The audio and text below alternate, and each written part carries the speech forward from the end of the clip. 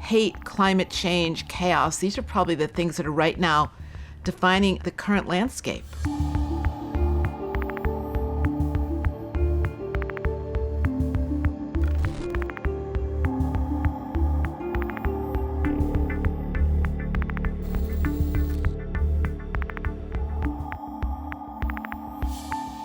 We're living in a world where I feel like I'm being bombarded by messages of hate, and all I'm doing is seeing people go at one another.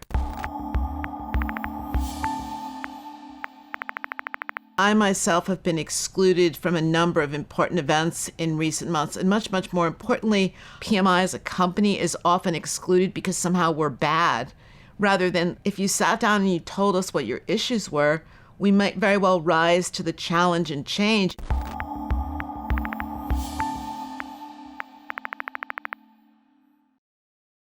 Exclusion prevents dialogue, prevents improvement.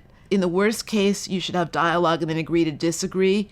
In the best case, both sides should hear each other and figure out how they can improve whatever the problem is. If you think about the whole harm reduction category, in many ways it's a response to constructive dialogue a decade or more ago between anti-tobacco people and tobacco manufacturers.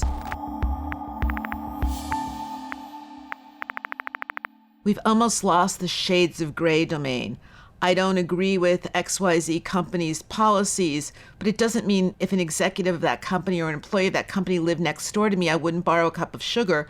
I think we've become so very black and white, and I think it leads to people boycotting businesses. These problems are not going to go away just because we hate someone on the other side. I think that's the big obstacle right now is I hate another point of view.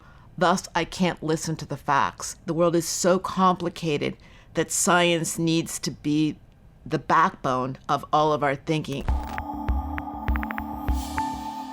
Ending hate has a lot of very promising outcomes, starting with a more inclusive and diverse society. It also leads to a more trusting world, and I think we right now have a desperate shortage of trust. There's so many big issues on the planet that exclusion is really the enemy of progress.